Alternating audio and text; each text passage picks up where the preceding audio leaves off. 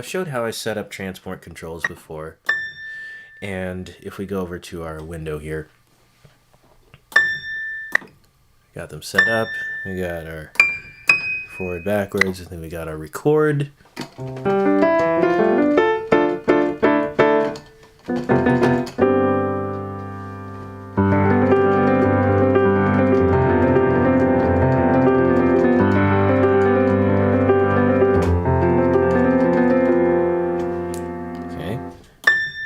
Alright, now I'm sure you can hear in that it is actually playing notes like that. That was stop. What was play?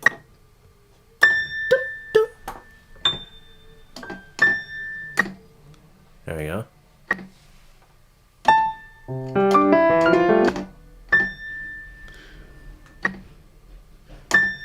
So,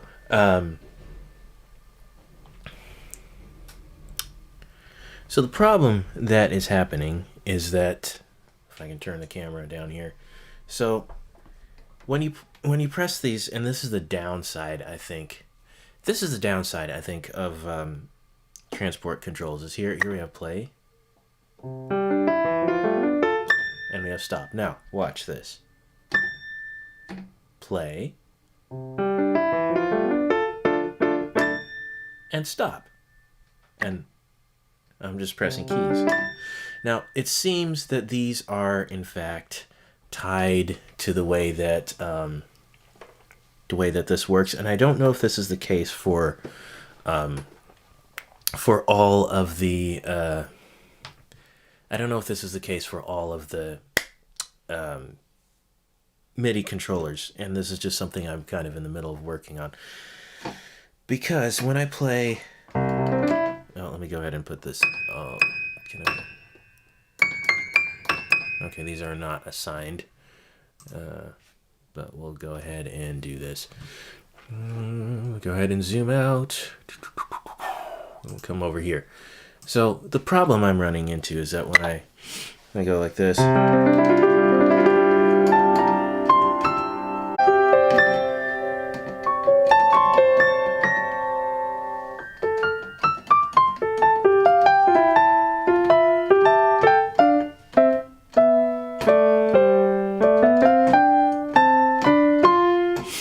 I will randomly trigger the stop feature as I've just done here. And that's not helpful when you're trying to play music across the entire spectrum of keys. I'm going to go ahead and save that. Okay, now it'll let me play again. So that is perhaps a downside or unforeseen side effect, if you will. Excuse me, of doing this this sort of transport control thing on the key station, also on my MoXF off here to the side. And I'm wondering right now, just as I'm processing through, if this would be the same on something like the Complete Control keyboards or Arturia keyboards. But it's just interesting. I don't run into it all the time, just sometimes when I'm feeling I want to play, this high range, and yeah, it just triggers that. So not super earth-shattering. It's just kind of annoying.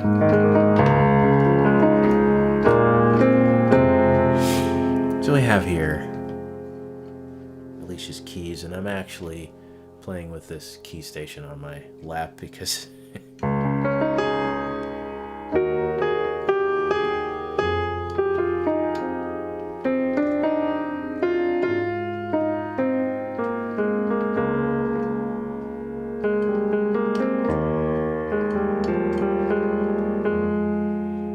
don't know, just because.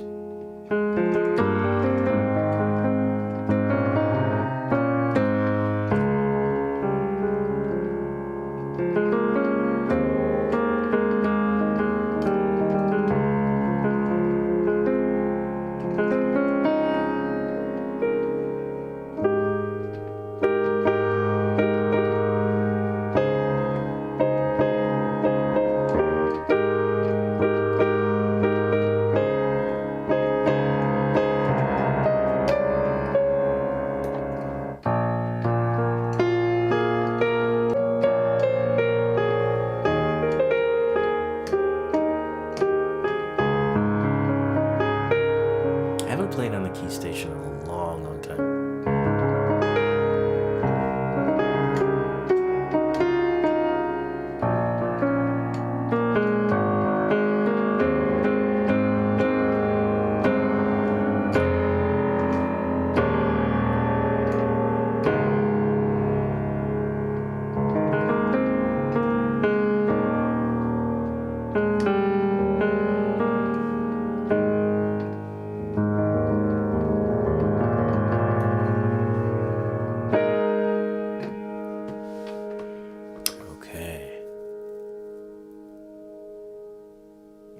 So, Alicia's Keys, I have a whole video on Alicia's Keys. It's fun to play. It's rather, compared to some of the other ones I've heard, it's surprisingly, like initially, it doesn't sound like much, but as you kind of dig into it, there's more. So I'm just going to go with big, not audience, but big, where's big studio? There we go. Presets.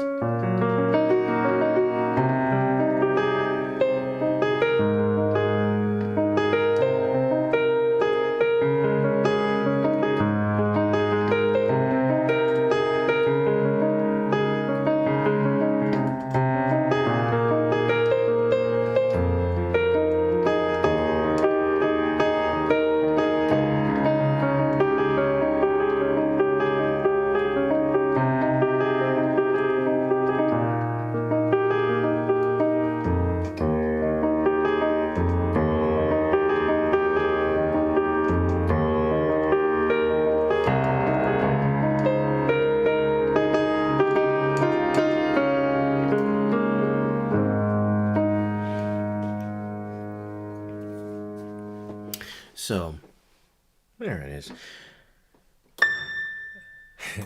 Let's play back what I did earlier.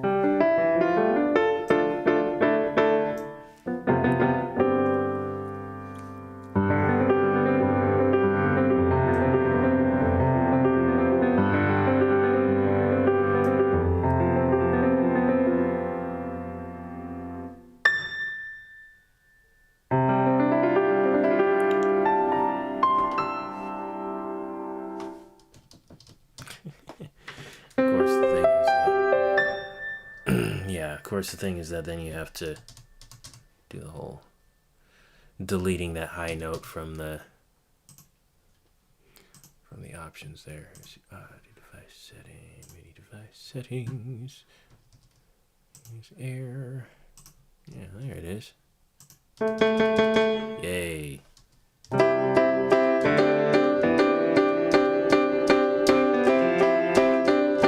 So, why have two controllers? I don't know, it's fun. I can have all three plugged in. Presumably you could put them all on, well, not just presumably, but you could have them all on different MIDI channels. This one, I'm not really aware of how to change the channels. Key station actually tells you can hit, I think, advanced, and we can go like channel 2 and then...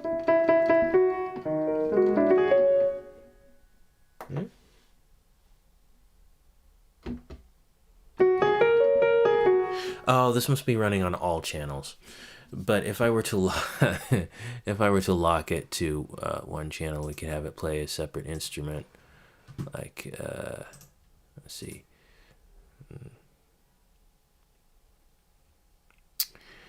Let us open an instrument. There we go. And I'm actually going to use the old contact for this one. And let's say that I want to do a trumpet. So for the trumpet, I'm actually going to go to our factory library. Horns. Funny that trumpet is in the horn section.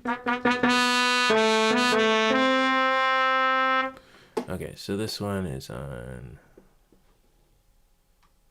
stereo 1, MIDI channel 1. Okay, let's do that, and then The controls are not as clear on that. I have not done this in Contact 7 yet, where the MIDI controls lie.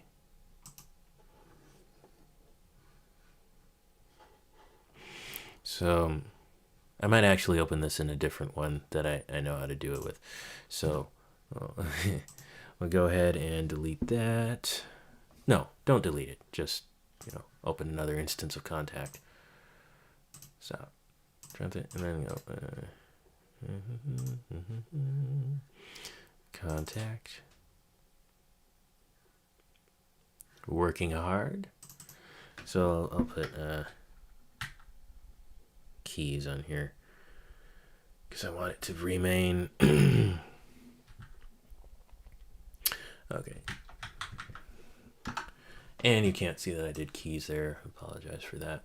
So over here, I'm going to open it. This Contact 6 you can search in. You can search in Contact 7, but let's see. It's a little different animal there. Okay, so this one. Oh, I guess it's the interface settings. No.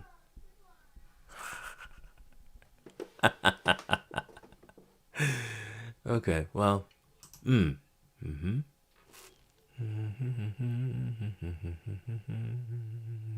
not mapping.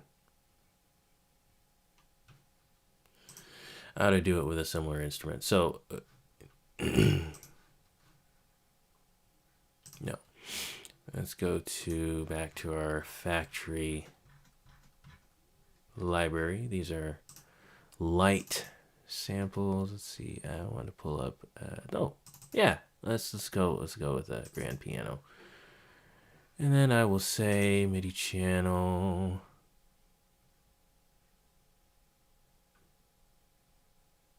Two. And then I'll come over to the key station. And I will say key station. Let's go to channel 2. Yes. Okay. Now, if this tells me I need to learn how this works on the other ones, but I can go.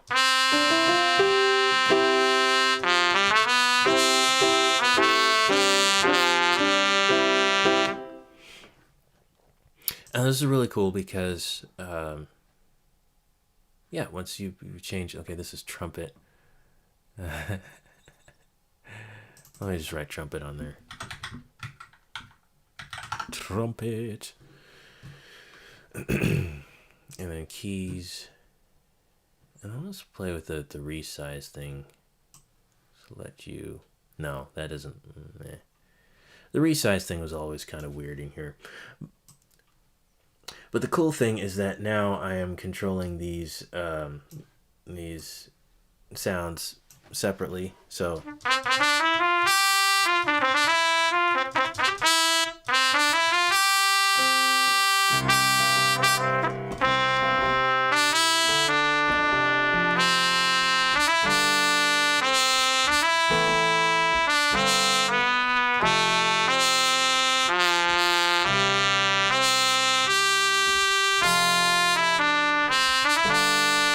So, the wonder of MIDI channels.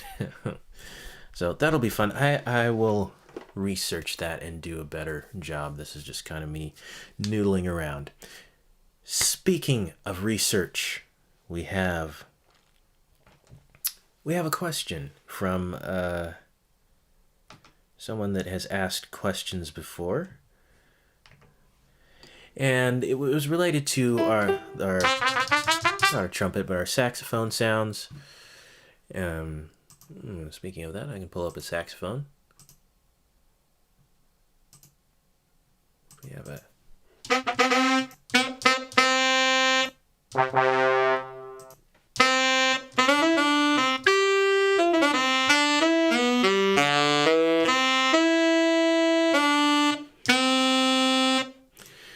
So this saxophone may not be that great sounding, but this brings up the question, how does one decide these sort of things? So a little while back, I got a question regarding swam saxophone and then that versus V horns, and I made a couple videos on that. And then there was this follow up comment from this individual who said, I wonder if the smooth transitions and that spicy pitch sound is possible to program into MIDI like in SWAM with V horns. Now V horns is it's a different company, but both of these companies use physical modeling in the way that they create virtual instruments. And so my friend here is wanting to know if it's possible to program that type of sound into V horns, because SWAM saxophone had this really nice SWAM saxophones had this really nice sizzly sound, which was nice to listen to. And I noticed myself when I started researching V horns that it didn't seem to have that accessible right on your controls in the same way that that SWAM did. So that was a question, and I thought about it. Well, I had the three things. You know, what do you want? What type of music do you want to create? What sounds do you like? And then how will you afford it? And this was his response to that. And I thought, well, okay. And then he added a postscript, which is why we're here. So he did the research. So he says, here's my sincere resume about V horns and swam saxes. For spicy modern stuff, swam sax wins, indeed, because it offers expressions and playability like his brother from digital. V horns is good for pieces from 1960 and less. That's an interesting way to describe it. It sounds very genuine for what it does. However, it is limited in expression capabilities. V horn's hybrid engine imitates the most, but not all playable sax possibilities. That's what I think the is in so imitates most but not all playable sax possibilities. So nowadays it would be clever to have them both to cover the whole scale on possibilities, or particularly the specific already mentioned above. Can you consent with my summary? You've already answered your own question. This is an excellent summary. You realize that for modern stuff, by your own research, you want to use, so it would be good if you personalize this. That this is your realization for modern stuff. You prefer the sound of SWAM. Good. Go with that. Older stuff, you prefer the sound of V horns. It seems to be more practical for what you want to do, which is my point. So I don't need to confirm. I will confirm that you have done your research and this is good. And I encourage you. You have made you are making decisions, which is good. So you've already answered your own question. If you want to do both, and that's what you want to do, then have both. And that is your answer.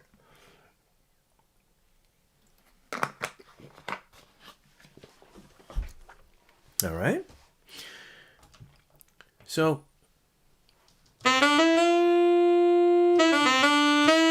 now I would say if you're just starting out and you just have the basic stuff, and not everyone has contact.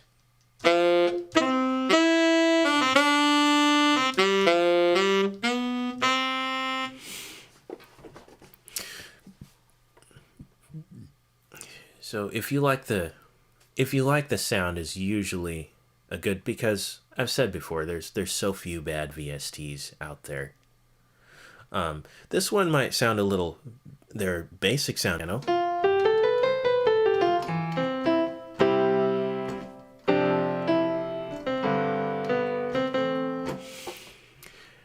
And if that's all you have to start with, that's good. Get good at arrangements. That will go a long way to making your stuff sound better. There are some things you can do with these to make them sound a little more.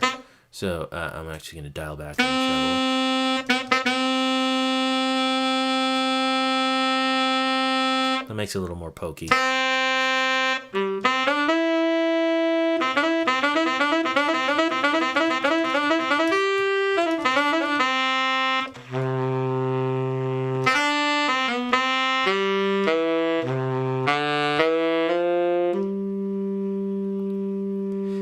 velocities. Now this X key is not the best for velocity, but you hear that tone.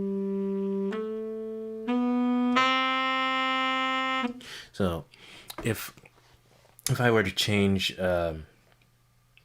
this one back to channel 1.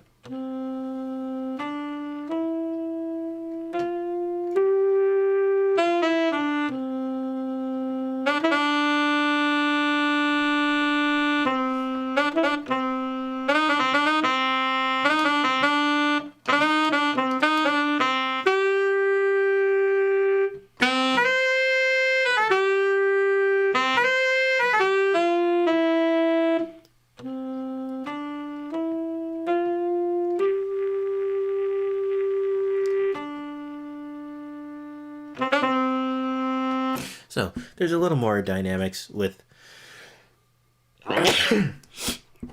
these keys than there are, say, with these keys. You can press softly, but it's like you're barely moving. Here you can.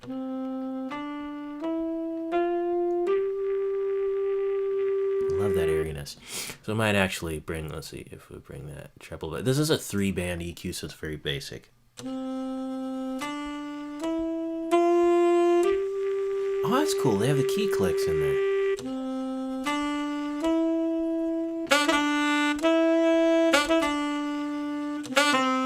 Now, in a case like that, you would probably want to do something like...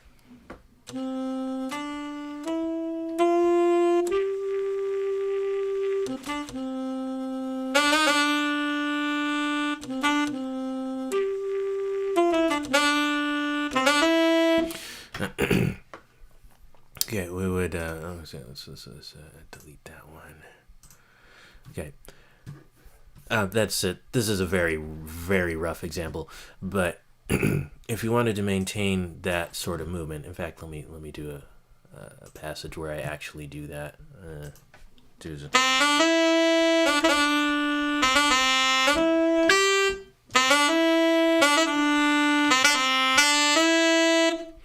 So, okay.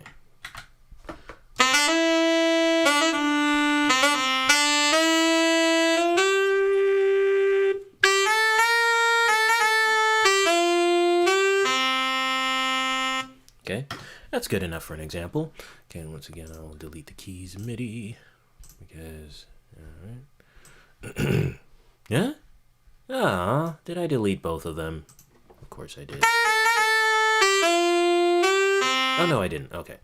Now, okay, so bear with me. The example was that I'm taking a performance that was strong, and just hearing that subtlety in there, you can kind of go, you can select all of these, and then you can and sort of bring them down to softer velocities. Some of them are probably going to become inaudible, but...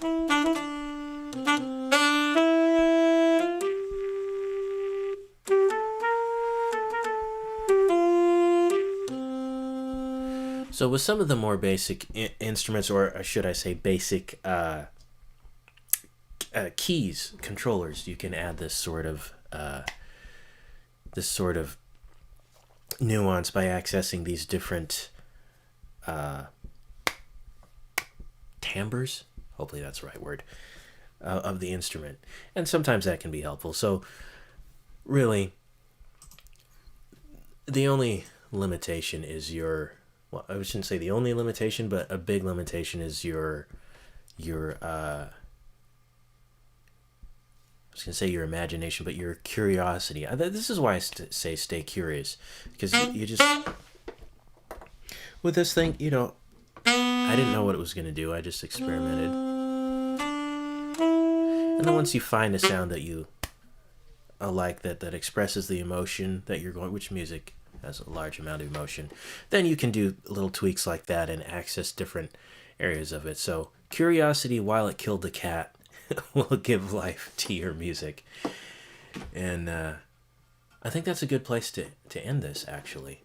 So let me know if these Let's Chat things are fun for you. They're kind of off the cuff and explorative, and will lead to more prepared videos in the future. Just thought I'd hop on here and talk about the transport controls and the issues I'm having with that, and then also how